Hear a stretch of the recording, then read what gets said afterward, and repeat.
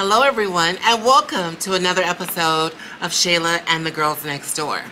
I want to send some love out to my siblings, our Girl Squad members who are not here today.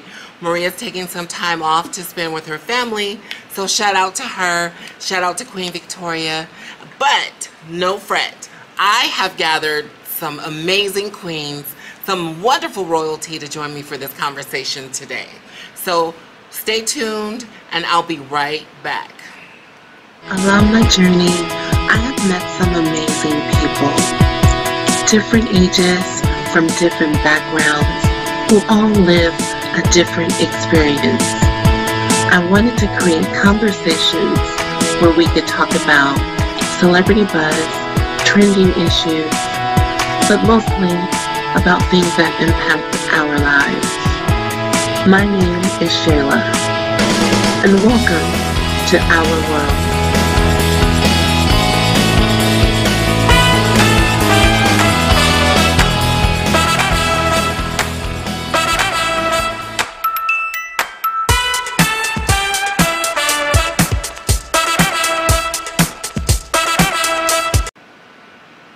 So today I decided to take a different approach. We normally sit around the couch, but today we're going to sit around the table so we can have a little libations and a little munch and crunch, right? We like a little meal with our gossip, with our tea. So thank you to Ashan's Catering for coming through, providing us with some nourishment. Before the pandemic, we used to have sister circles. We used to go to different restaurants and chow down. During those chow down sessions, we had great conversations, and it was a way for Black folks to build community with each other. And so because of the pandemic, we haven't had a sister circle in quite a while. So I decided today we're going to blend the two. So today is about Chela and the Girls Next Door meets Sister Circle. Now, we are still dealing with a pandemic, right? So our sister circles used to be open to everyone. But because we want to make sure that we gather and gather safely, I had to curate a special list of royalty to attend today's luncheon, right? So these queens are fabulous. I got Queen Shannon in the building today. I got our girls Queen Nina, Queen Vanessa, Queen Mallory, Queen Sanaj, Queen Brianna. Like, we are maxed out with the royalty, okay? So stay tuned, and we're going to get started right after these messages. Please help yourselves. Should we pray? Oh, pray. Yes, let's do a little prayer. Let's do some prayer. All right, y'all. We're going to put this in the trash. Queen Shannon. Who's a prayer? Who prayed? The one who said should be Okay. Oh, yes. You know, Come on, Bishop. Come on. Bring Girl, spirit look what I in the had room. done, what? Okay. Here we go. The Lord speak to me. Alright. Thank you, God, our Father in heaven, for gathering us here today to embrace ourselves and our differences within each other, to show community, to show strength in Black women of trans experience, Black women who have been through the things that most Black women and most women have not been through. I ask you to guide us and to guide our words. Let us speak from the heart, and let us touch somebody who's going to be watching Chela and the Girls Next Door meets Sister Circle. I bless this food. I bless these hearts. Lord, I bless everything these women touch. In Jesus' wonderful name I pray. Amen. Amen. Make me cry. I didn't know you had that in you. And find out, okay, well, if I have a mouthpiece, how can I use that for my community? If I'm an organizer, how can I use that for my community? If I can sing, how can I use that for my community? And so that's the gist of having this. When you think about it, for me, that's why I think about this. Our ancestors thought about stuff like that. They didn't have access to it. And they didn't even actually have the full background that each of us carry in our lived experience. I work at an organization. She worked at her own organization. Everybody do their thing, and then when we come together, it's like, you know, like the Transformers, like it's like X-Men. All of that, you know what I'm saying? And so that's the gist of saying, when you sit, like you said before, you can do any of that. You have to do the work and find out who are you. Because you can't go into this stuff not knowing who you are to a certain extent. Everybody, it's still a life lesson every day. Yeah. But you have to know certain things about yourself and what you stand for as far as your moral compass in order to help direct and guide you. Everywhere I go, I speak UWC and the Ahmad Institute. And I want every black trans girl in LA to know about UWC #1, because that's the living embodiment of our self-care. We could shout out other agencies and all like that, but if you don't speak UWC, I'm gonna look at you sideways. This is a black-led, black trans-led organization that's been doing the work for 20 plus years. When I found out about that, I was right there by her. And the only federally recognized. Yeah. Right?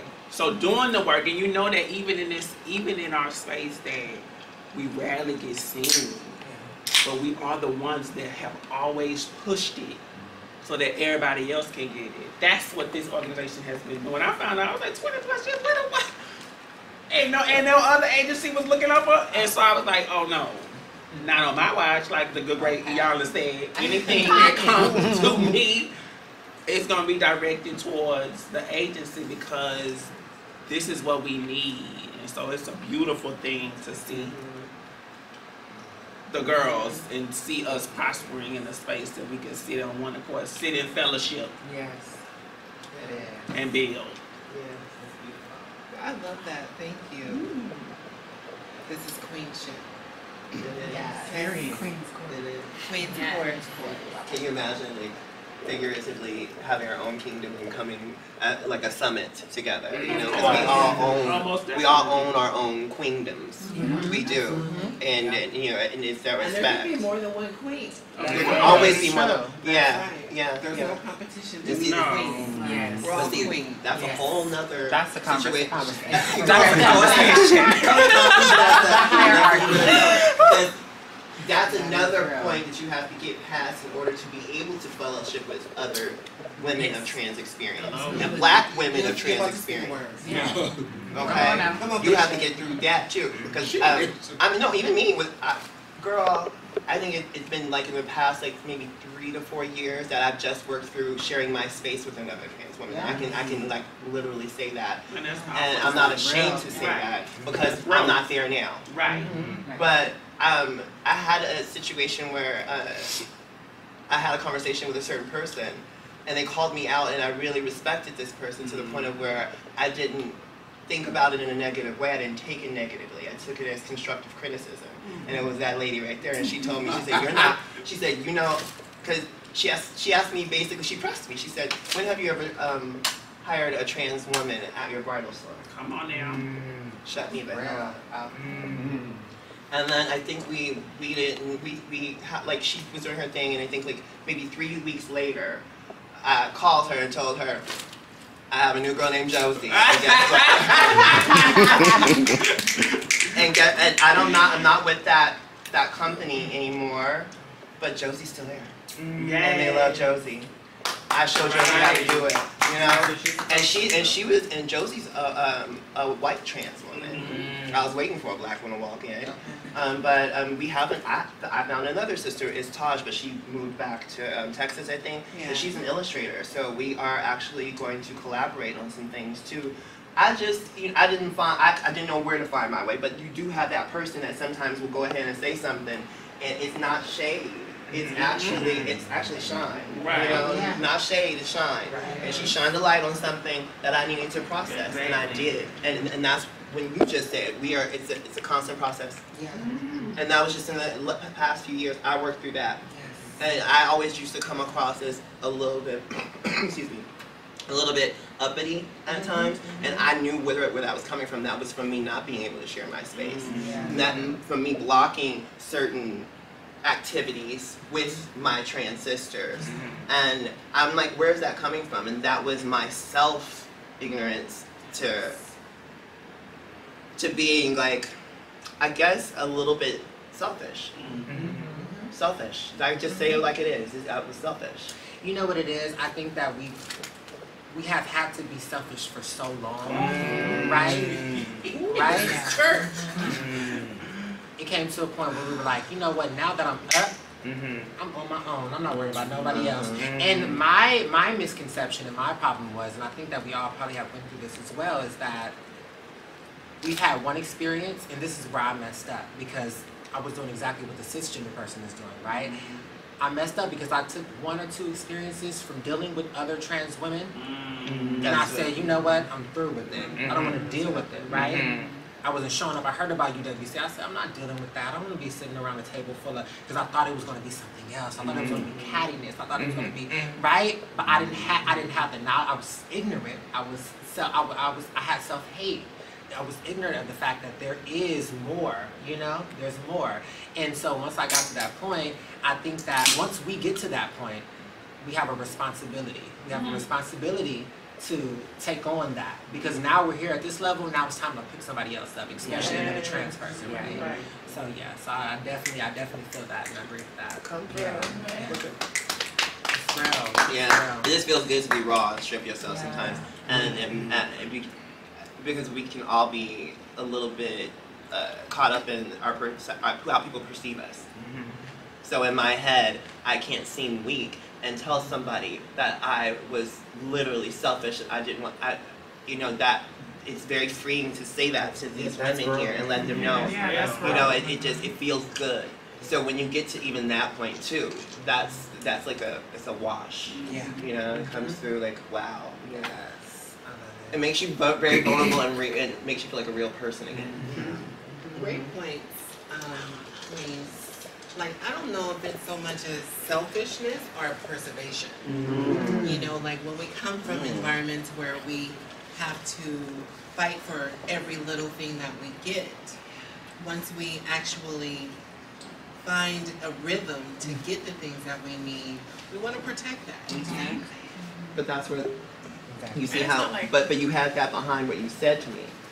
So it was almost like, I understand why you're like this, but you're like this. But you're like this. And sometimes that's very necessary. You need to be pushed outside your comfort I understand. zone. Right outside that bubble. I get you, girl.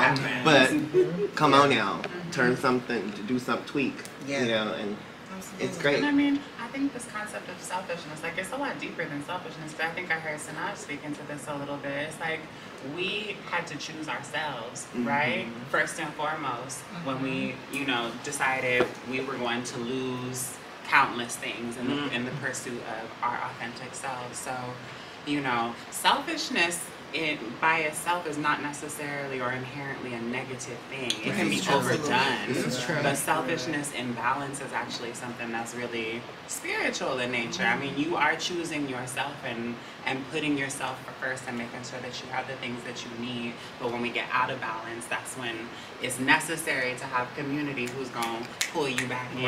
And sometimes you need to hear those uncomfortable things. Like, that is going to be the thing that checks you. I mean, she just said some things to me too that had me I gotta go think about this. But it's necessary, and it's ultimately for the better. So, like, you have to be vulnerable enough to allow somebody close enough to you that shares your journey to be able to tell you stuff too, that actually has some insight. Because had it been somebody else, I probably would have been like, girl, how you going when you were just over here doing, that. But we go way back to where I was a performer, a performance girl, and she was too. And to see the fact that she's been fighting for us, even in that aspect, on that platform for so long, I'm always going to be here, and she knew that. So no matter what she says to me, I'm going to take it, swallow it, and then go ahead process it. Okay. And I'll call her back about maybe 3 weeks after I'm not butthurt no more. But take me about 3 weeks so that I'm not butthurt no more. But and to piggyback off of that, 2 things I learned in this life to be great, right? 1, I don't know what she was saying. humility. You have to have humility, because that's the only, you have to be able to humble yourself in those moments. Chela did it to me too, child. I was just like, I am that bitch, now what are you talking? She was like, girl, no, you need to stop showing up late. You need to, I said, okay, mama, I'm sorry. So I had to reflect that humility. And number 2 is, it was a wise person, I do not remember who taught me this back in the day, but they said, just because you're right. They said, just because you're right doesn't mean you have to act like that. Just because you're right does not mean that you need to respond like that. No, that's deep. Right? When I said, oh, that just put me, I love those little things that just put me in my place. And I'm like, damn, because I'm always arguing, you know, especially with my men. I'm like, I'm right, but you don't have to always give that back. Let them learn sometimes, you know? Yeah. Let them learn. So those mixtures of just knowing that and then humility, I think that brings on a great power within yourself. So yeah, just take that. Take that, definitely. Yeah. Humility and have you say, okay, fine. And, okay, yeah. That's fine. That's fine. Take the high road. I love that. Yeah. My mom used to tell me, you know what's the worst thing you can say to somebody that's just going off on you and going off on you and going off on you? I said, what? My mom said, say so. Okay. I'll get you in a fight. But I get it. I get the concept. But you say so, you might be getting punched in your nose later. But I get it. It's just that it's almost like that, letting it work itself out, and you know, just it's karma, girl. You don't get what you put out. You don't get exactly what you put out. Because you are responsible for the energy that you put out. Yeah, girl. Yeah, because you gotta go live in it. It's almost like building a house. Now you gotta go stay there. I just seen this recent video meme going around about paychecks. Like, has anyone else seen it? T.S. Madison. Yeah, like, you know, everyone is putting in work. Yes. Right? No matter what, basically, no matter how you put in that work, you are going to be paid for the work that you put in. So it really just opened my eyes in a different way. Like, I had never been able to put it in that way. You know, a lot of times we, particularly when it comes to building community, we have a lot of expectation. You know, I know that in terms of Black community a lot, you know, within like the last few years, we've had a lot of conversation just about building community, you know, creating movements, creating unity among Black folks. And we have had some serious trouble with it, you know, and, you know, again, we all work in our own ways. And so when it's time for that payday, we're paid accordingly to the work that we put out there. So what can we do, you know, to increase our unity, to increase our support of one another, you know? And my thing is, like, I understand that and I'm an elder, and I understand that we don't all show up the same way, you know, but we're not supposed to. You know, we're all pieces of a puzzle, right? And we all have a niche, a space that we could fit in. But somehow that puzzle never gets completed. So I think in my vision, I embrace and accept people to come in with their own caliber, their own category, so to speak.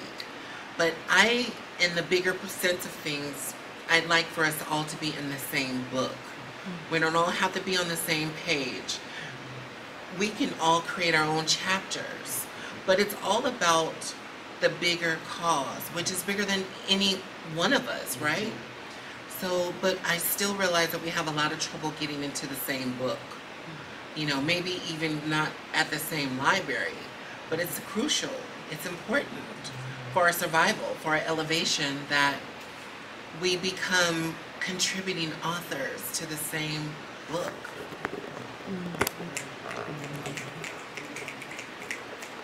How do we get that going? How do we, you know, Miliana, Mallory, you know, Sanaj, how do we, you know, you all work for different organizations, right? So how do we work for the organization, but how do we make a commitment to building our community outside of that? And what does that really look like? I think for me, it's always centering and honoring community. It's like, okay, there's a project that have the ability to create something. I'm thinking of my community, my people. I want us to be at the forefront, because I think as Black people, we're so quick to like support others before we support our own. And I feel like we need to like break down the division. Like, let's get away from who's pretty, who's passable, who's light skinned, who's dark skinned, who is educated, who's eloquent. Like, there's so many dividers that we have to keep ourselves like separated. And at the end of the day, like, we're black, right? Like, regardless of how we show up, how we came to this country, non-black people looking at us saying black, African American, you can be from France, you can be from Australia, and they're like, African American. Right, right. So it's like, you know what?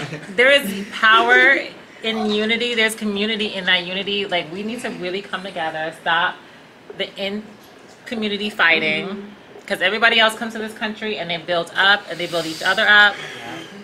Koreatown, they got a whole, like, where's Little Africa? I mean, we have Little Ethiopia, but it's mainly restaurants, right? Yeah. So it's like, why is it that black people are in intercity, in the hood, in the sections that aren't very developed? I think the only thing we really have is Baldwin Park, I believe, Baldwin Hills, Baldwin Heights, rather. But it's like, let's really work on that generational healing, remove some of that trauma, build that wealth, and really just come together as one. Because outside of our community, they're not seeing, oh, that's a light-skinned black person, that's a dark, no, we're all black. And so I think we need to really center community and really just like take down those barriers and build each other up. There's so many black people in the world, and I like last year seeing the Black Lives Matter movement and how it took off in 18 countries lets me know that it is possible for us to really band together. But let's move beyond just like caping for cis men. Like, let's really be there for each other. Yes. I think that's the most important thing. And just to piggyback on what Miliana said, we've already started the chapter just by being here today. It's a small group of us. I believe that we are all super powerful black women, and we all can make changes together. So I'm so glad that everybody is here today. This is the change today. We are already in the same book. Let's start the chapter. Let's get it going. Because like Millie said, we black before anything. Before we're trans, before we're gay, we're black before anything. And that's something that I think that we all should recognize. And once we recognize that, it's no turning us back. Absolutely. What I've been doing lately. I think Melanie Oh, I'm sorry. Go ahead. Yeah, I was just gonna add to when we talk about unity coming together, all of us coming together. I want to first say thank you so much, Queen Chela, for putting this together. This is a space. It really is a space that's needed. It's a space that I just talked about not too long ago about like where, you know, coming in as a transplant, as someone who's new to Los Angeles, still here for 2 years and just wanting to have that sense of community. Where I grew up, there wasn't really any open, bold, proud black trans women, you know, speaking up on behalf of us. And so coming here to Los Angeles and getting to know these beautiful black identified sisters who are all here for excellence and community, this is exactly like what I'm looking for. And I just thank, you know, you all for welcoming me into this space.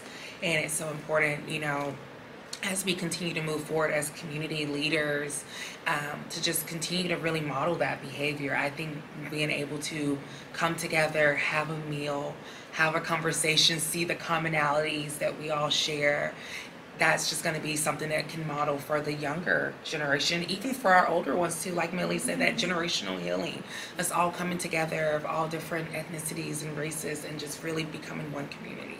Aww. We love you. I love y'all. You're one of the best transplants ever. And just to like, you know, really go back and touch on what both of you have shared. You share beautiful words. I think like, you know, when it comes to modeling, right, that's a very big and important thing, because when you are able to provide that like positive role modeling, you add to the realm of possibility for another girl who might not have been able to envision that for herself. Like growing up for me, I never really saw girls who went to school, right? But when I saw like my first girl go to school, it changed my whole world. I was like, wow, this is possible. So using that example, if we get out here and we demonstrate and we model what it looks like to be a cohesive unit, like, you never know, I'm always saying this to Queen Chela, like, you never know the ripple effect. You never know what the impact of just being out there and being you authentically will have in the life of countless girls in your city, in the state, internationally. You just don't know, but it's really important to show up and do that. And, you know, to Queen Liliana's point, you know, when you were talking about really like unpacking all of our like generational trauma and the healing that needs to happen, what came up for me was that, you know, as a community, as Black folks, as Black trans folks, we have to understand that we haven't necessarily come from a history of being able to identify just how deep that trauma runs, right? It has been, I mean, like, white supremacy and all of these things have just been interwoven into the fabric of our trauma so deeply that it just looks normal and natural. And so what can we do? It's that consciously, education is elevation, right? Like, we have to really take the time to be able to, I mean, maybe figure out for ourselves and have those conversations about, like, where that trauma lies, what it looks like, really talk about what that looks like to heal, and then give that education away to our community for free. Because, again, once you give folks the tools, right, to be able to identify what's going on in their lives and how trauma shows up, then they're more able to, like, identify it in the moment and move to sort of kind of correct that. Lastly, I would say, you know, in the way that we show up with one another, it's really important. My two words are like radical empathy and radical compassion. Like Queen Chela say, sometimes we're not even on the same page, chapter, that could be fine. We all show up in different ways, and I think, like, it's really important as a daily practice, even for myself, to just be like, you know, I understand sis is in her own learning journey, on her own trajectory, on her own arc, and that has to be something that you do with intention, like consistently and like constantly reminding yourself that, like, folks are at different spaces. I gotta treat people kindly. I would like to be treated kindly. I don't know the impact that I could have treating my sister kindly might make all the difference in the world, right? And just constantly being in this space where you are, like, reminding yourself that we all come from trauma. We all Black folks, right? We have this long legacy of trauma, right? Across centuries, right? 500 years now, like, right? Like, we all need to be able to be patient with each other, and I think that would also do wonders in building up this movement. Agreed. Thank you for that. I was just saying, just to also, when you were talking about creating wealth, I've been lately, like, the hair that you even see on my head right now is from a trans woman. So we don't get to have the excuse anymore that we don't have women in certain spaces with certain talents that we can go to support each other. So Kayla is her name. She's from Chicago, so you guys look her up if y'all want some fabulous piece. But giving my money to her comes right back to me in a way. Right. That's and recycle, if I do that, and my sisters do that, and the first person you think about, like, it's almost like we do give our other communities the money before we give our community the money. How about making it intentional to say, okay, I'm going to go and get my nails done. Do you want to know a Black trans nail technician? Before you do anything. Before you, even that, and if you don't know one and you need your nails done, I understand, girl. You don't want to go around looking broken, but at least have that thought process.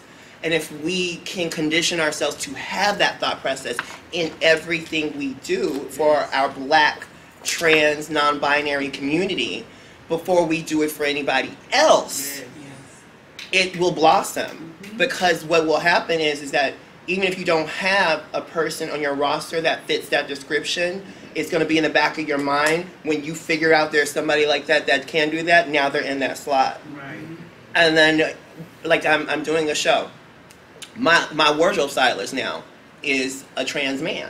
So it's just, it's just about doing little things here and there to make sure that he got his money, she got his money, I'm getting my money, they helping me get my money. So now look at God. Yeah. And so that's just the thought process that I'm literally still doing.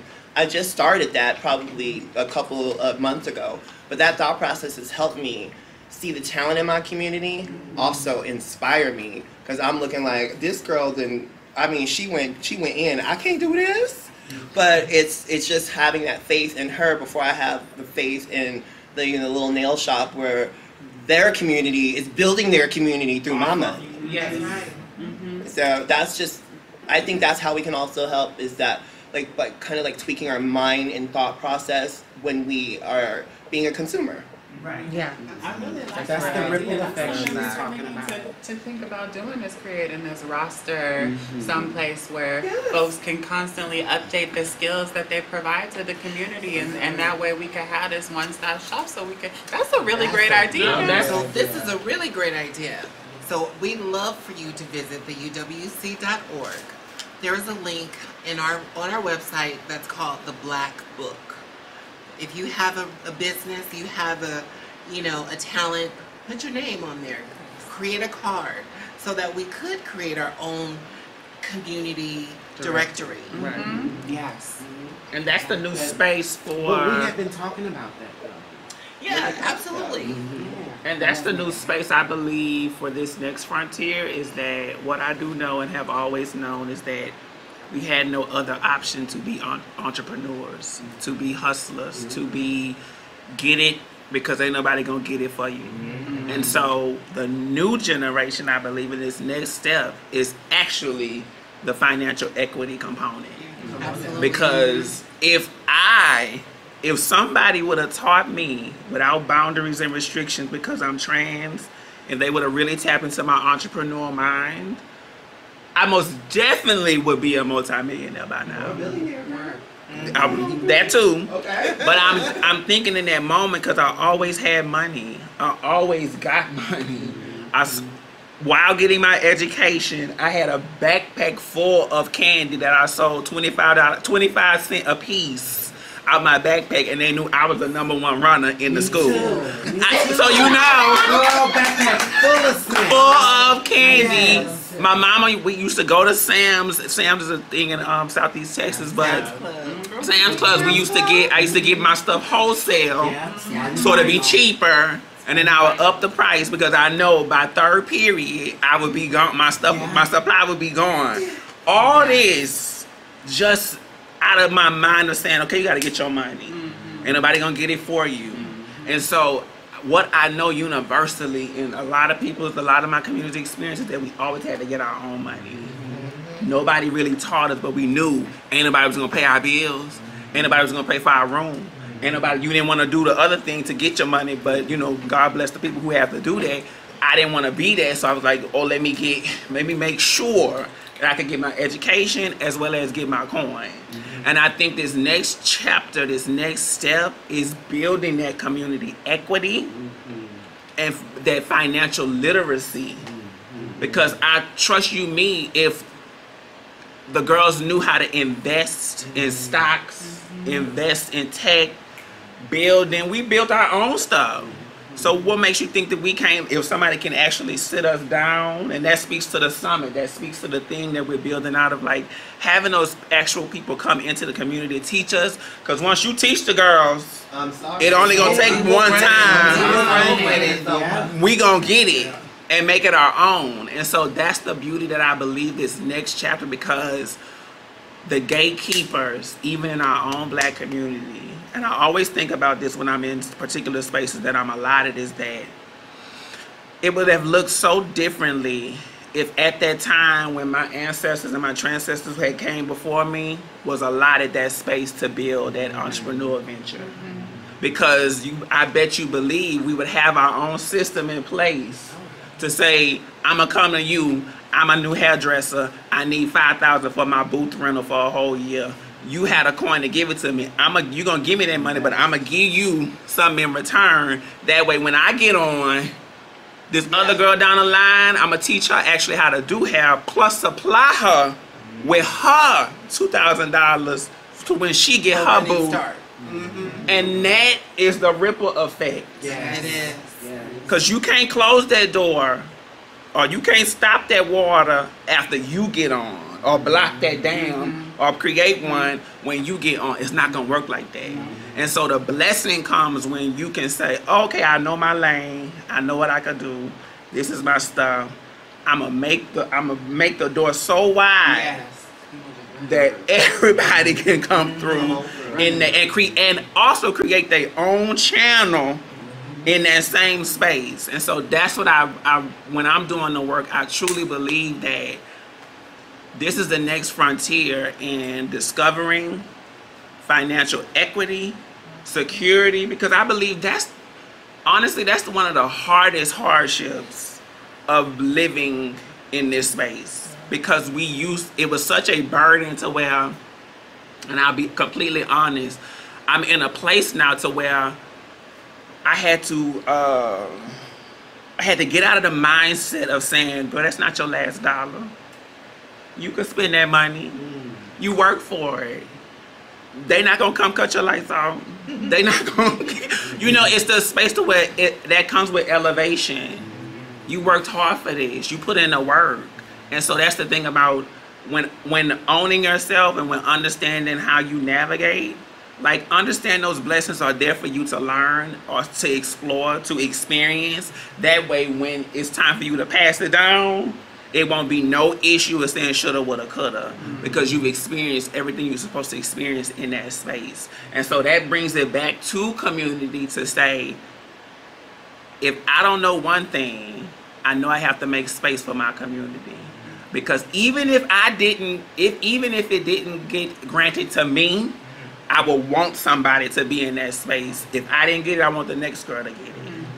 That way, the change will come in the work. I might not be here to see it, but I know I'm building and putting in the work so that somewhere down the line, like Queen Vanessa said, like, it's such a beautiful moment to experience the manifestation of somebody saying, I want to do something, and then actually seeing them do it. Universally, that's what everybody has inside of them. They might not have the time to really sit down and say, well, how do I want to navigate? Because we're so distracted. Black people have to do everything and all things just to get through the 24 hours of the day, then get prepared for the next 24 hours, for the next week, for the next month, for the next year. When do we actually get to sit down and say, let's have fellowship like this?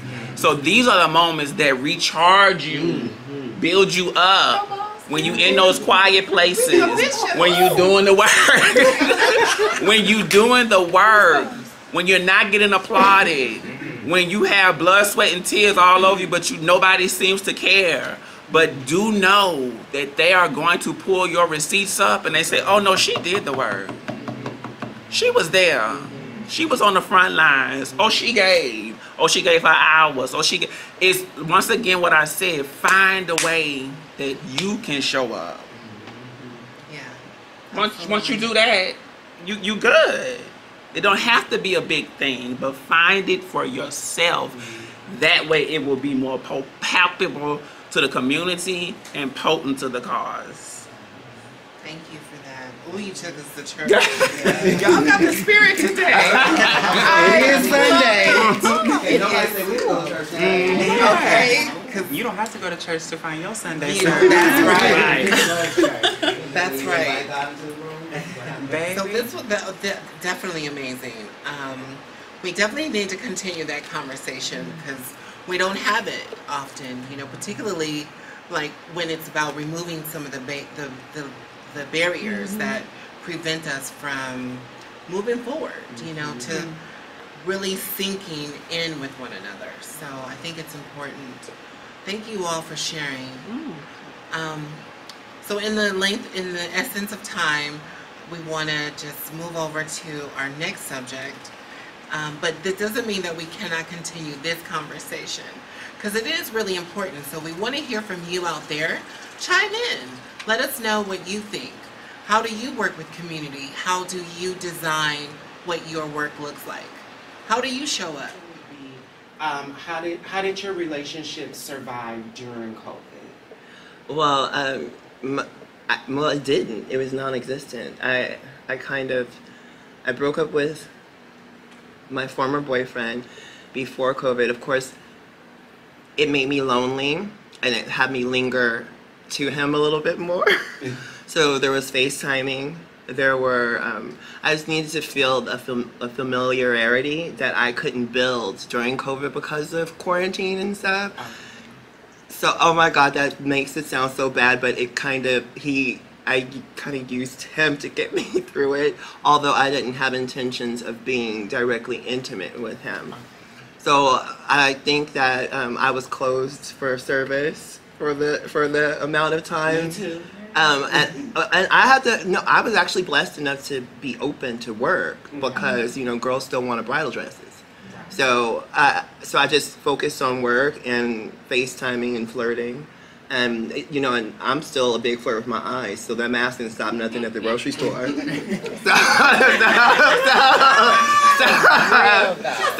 So basically, that's how I did it, and then also, my car. I sit a little bit pretty high, so I used to flirt with people in my car. Put the girl. I will always give you guys this advice, especially you. You have straight hair right now. Turn your air conditioning up, let it blow, listen to your music, and then everybody will be looking at you because it's a music video, a rolling music video. Yes. They be like, look at Beyonce driving down the street. Yeah. So that's how I coped. Is that I literally just kind of I just substituted certain things with certain things, because if you occupy yourself and you occupy yourself with positivity, you don't actually feel what's going on. So that's how I cope. Thank you. Yes. I would love to ask Mallory a question.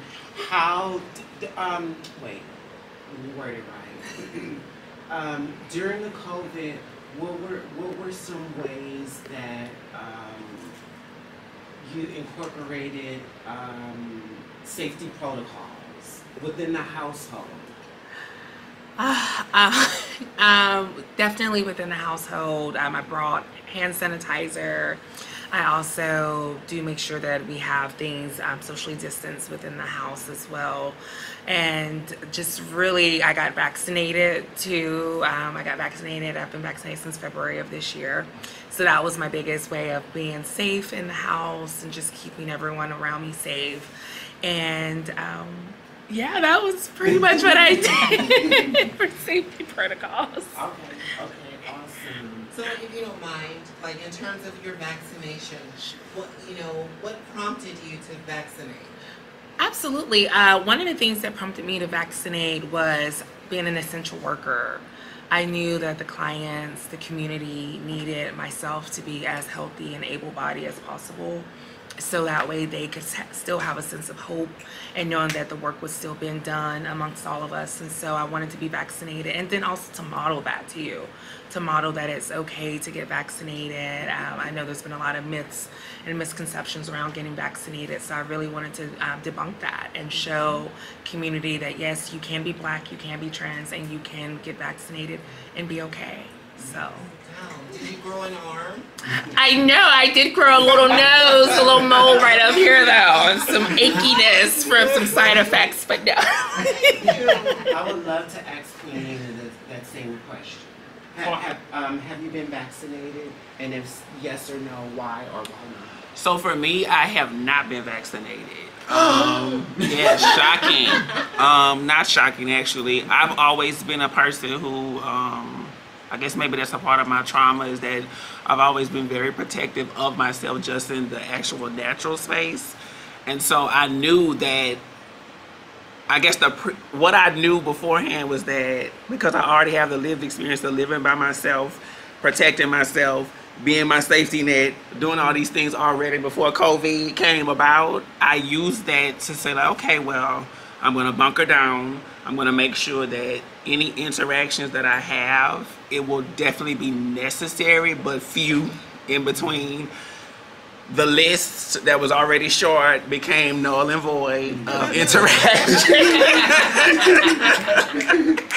Became null and void, and it really was a time for me to actually just sit with myself and say, okay, well, did you really need that just because you had access to it? And so that was the work of like getting to that next phase of understanding myself, because what I got from that was like, no, you didn't. And so going forward, the people that you allow access to you have to certainly meet this new level of criteria that works well for me. And so what I used to do, I don't do no more. And I don't allow that that space to be filled with just temporary stuff. I can feel that for myself, that will be permanent. And so just for safety measures, I knew that, okay, when I go out, you know, mask up, making sure it's no more than a few people in the room, making sure that I take the necessary precautions beforehand. And then I'm not saying that I won't, I'm saying I still have that on the table, but I still know that I am doing everything to protect myself, as also in when I go into the community in that aspect. And so I'm grateful that I have the wherewithal, and then also still put myself in that space to be like, okay, well, there might come a point where you have to actually do that for yourself. Find out all the research that you're supposed to know, the education that you're supposed to know, and then in that time, make that decision for you. And number one, it don't matter what anybody say outside of how you want to actually navigate that. And so that's what I've done thus far. That's what has helped me in the, oh my God, how many 2 years now? We're going, about to be 2 years? Yeah. My God. And so it's just like, that's the understanding of saying, okay, well, you still have to do everything necessary for yourself, but you still have to think about the bigger picture of the community and how you navigate in that. And so for me, those are the measures that I've taken thus far as with the whole COVID situation. Okay. Awesome. And I have to piggyback myself. I have not been vaccinated, if you don't know. I have not been vaccinated myself. I feel like I'm one of those, like, I'm a big conspiracy theorist. I'm a great researcher. I've been down the rabbit hole, if none of you guys have not been down the rabbit hole. I have been down the rabbit hole, and there's just a lot of things that send red flags off to me, and the number one thing would have to be the liability of the vaccine, because the government doesn't wish to have any liability with the vaccines.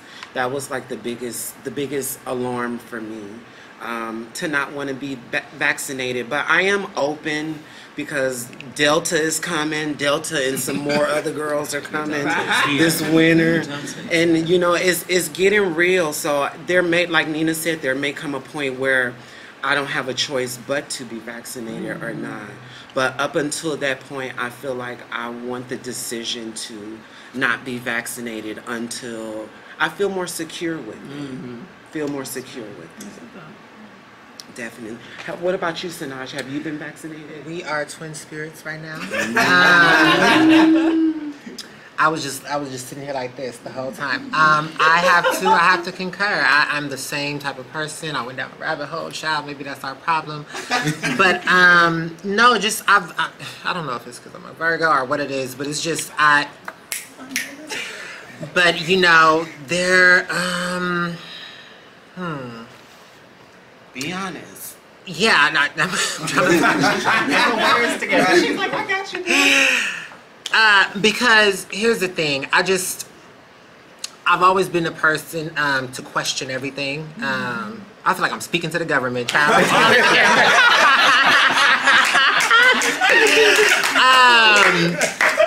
But yeah, I've always been a person to question everything, and just like you, I just can't. Just like Shannon said, I can't take on something or put something in my body. This is my temple. You know, this is something that I cherish, and you know, there's so many stories and there's these liabilities, and it's just too much going on, and it doesn't affect me directly right now. And it's not to say that I'm trying to be selfish and say, you know, I don't care about the community, I don't care about the world, because I do. So I do take those precautions, you know, and I do, you know, use my hand sanitizer, or, you know, wear my mask. You know, that thing gets on my damn nerves. And, you know, I do these things even though I don't want to. So I'm stepping out of my own comfort zone just to make sure that I find a balance within my beliefs in what they believe that the community needs, right? So that's that. I just can't do it until I feel comfortable, and that's what it comes down to.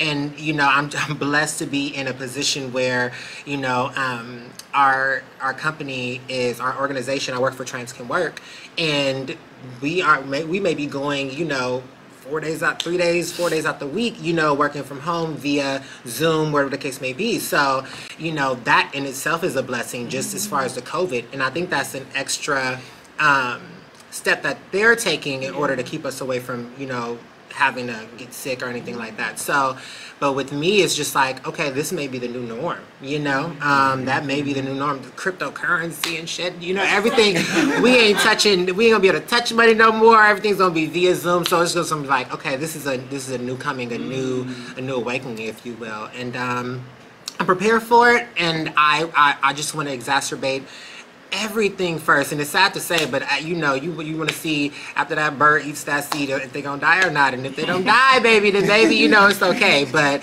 yeah, no, you know, there's too much backstory and conspiracies when it comes to the government. Child, they ain't clear about no black people. So color people in general, because my fiance is Hispanic. So, you know, I just yeah, I don't trust it. And I will piggyback off of the other question as well, as far as like my love life. 2 years ago, I think that just being online more kind of like was my life. To give a little bit about my personal story, me and my current fiance, we kind of got separated for a while because he's still locked up. I met him while incarcerated, and so I was dibbling and dabbling, you know, while I was out here. And but during that time when COVID hit, you know, I'm such a survival type of person. I went to the store, child. I got me a what's the thing called with the locker, with the garage, the storage, child. I bought a storage. Oh baby, I packed that thing with water and all kind of things, honey. And I was ready, you know, but it did keep me in the house a lot more. There was like this lockdown. I wasn't trying to go back to jail, child. And, you know, I was online dating more and talking to people and just kind of filling that void, if you will, you know, of just being lonely at the time and not having, you know, that partner with me, especially physically, it kind of gets tough sometimes. And then again, even once me and my fiance reconnected, it's still tough to right now, because it's kind of like, oh, I need that physical connection. I need that. It's still COVID going on.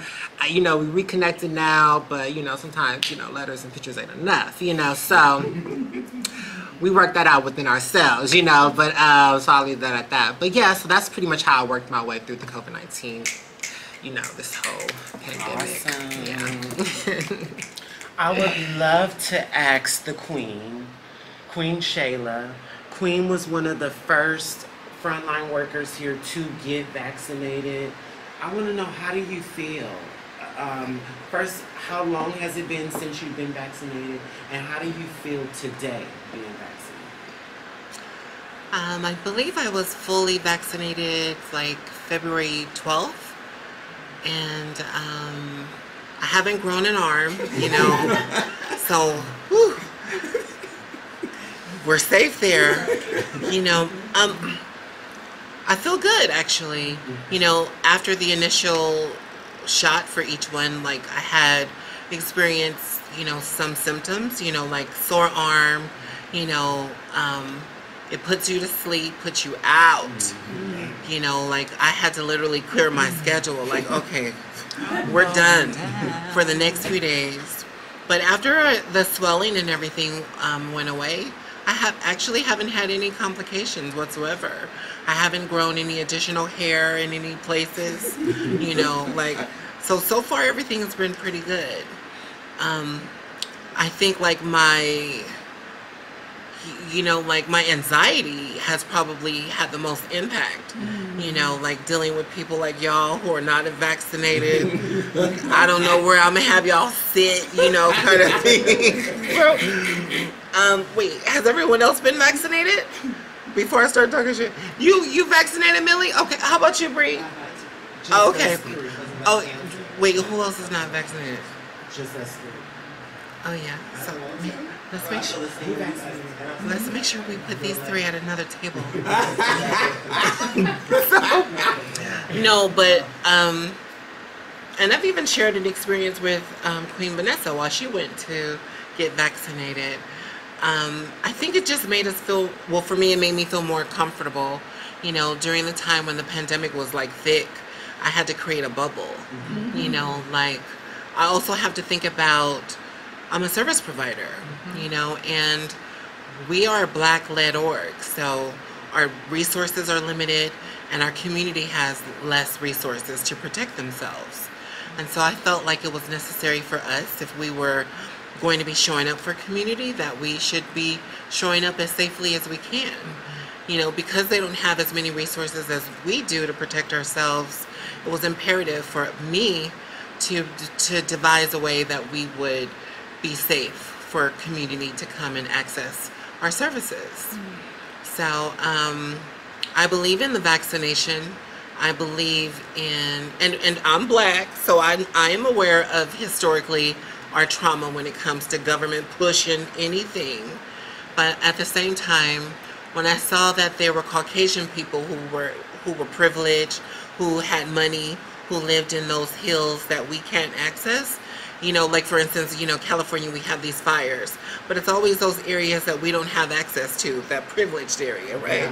So we ain't ever got to worry about those things, right? But when I realized that there were people in these high positions, had all this access, when they were being vaccinated, I said, well, okay, that's it. That's enough for me.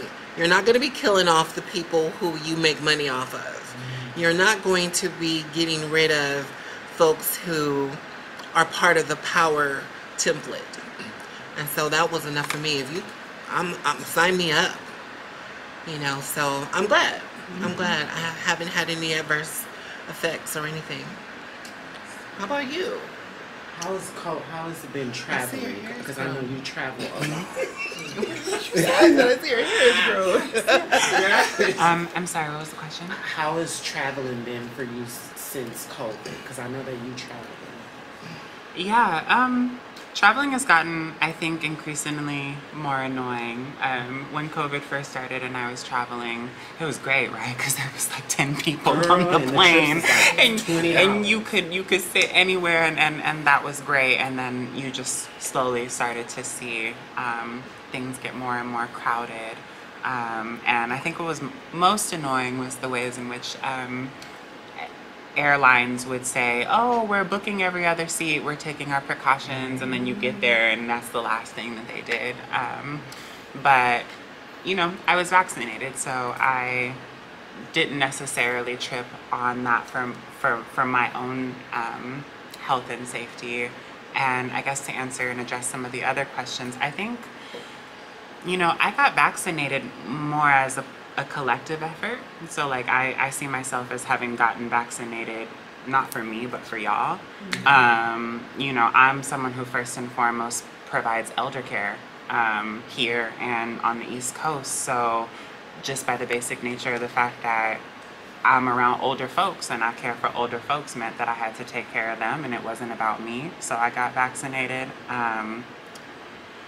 You know, 500,000 deaths is nothing to play with. And you know, I see that. We all see that. That happened. It is still happening. And I think that that was a big factor for me in getting vaccinated as well, given that a lot of those folks were older, and I do a lot of work with elders. I think it's just general risk assessment too. Like, yes, I too am somebody who is critical and critique. I'm a Virgo too, so I'm holding all of that. I'm holding all of that, and I am very distrustful of the government. I do believe that there's a lot of misinformation on both sides about the vaccine, but you know what? I had to come down again. 500,000 deaths. We saw that. That wasn't made up. You know, they're all older folks. I think regardless of whether the vaccine is, like, it can't be no more harmful, right, in terms of risk assessment to get the vaccine when we have 500,000 people dying. It's more risky to not get it. It seemed at the time, and I still believe that. But yeah, it was important to get the vaccine because I want to make sure that I'm taking care of other people. We tend to live in a very individualistic society where everyone thinks about themselves first, and I think that's a bit that, you know, it's tied up with capitalism, it's tied up with all of it. Like, I'm not gonna academically break it down. Y'all know what's that. Like, you know, but to envision a world of collectivism, where we look out for each other. That was the biggest driving factor behind me getting the vaccine. And intimacy-wise, I mean, I actually had to change up how I engaged with intimacy. You know, I did long distance relationship for that time, and so that had like changed the trajectory of intimate relationships. And then in terms of like being at home, like I became a cat mom, and I saw that intimacy elsewhere. You know, we do what we do, but usually school keeps me very busy, work keeps me very busy, so it wasn't really something that I had a lot of time to even sit and process. It sucked. I felt it in the moment, sure, but you know, I was just far too busy.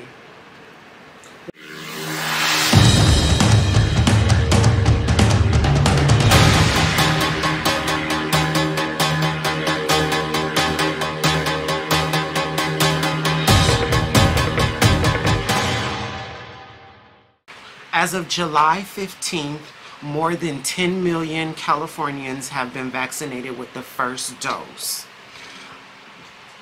Residents ages 16 and over have been more than 5 million who have been vaccinated.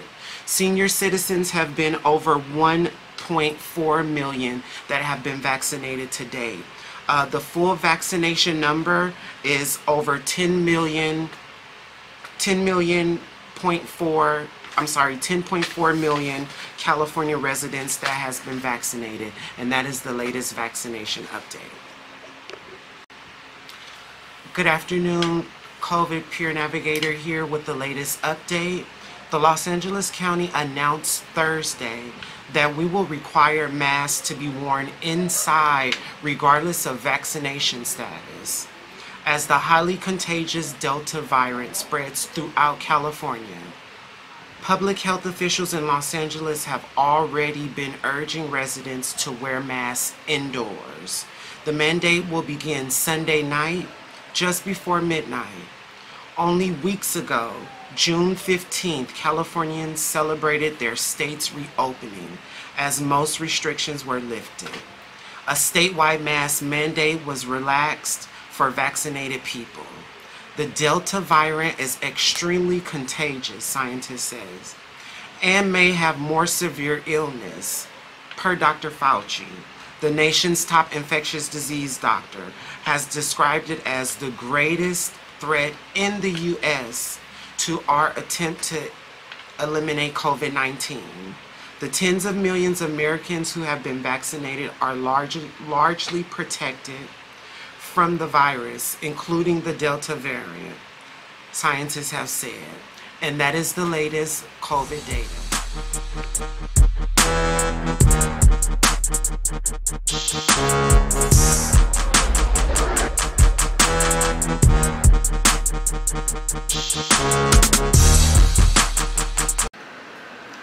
Well, it's been an amazing hour of conversation and building sisterhood with these lovely ladies.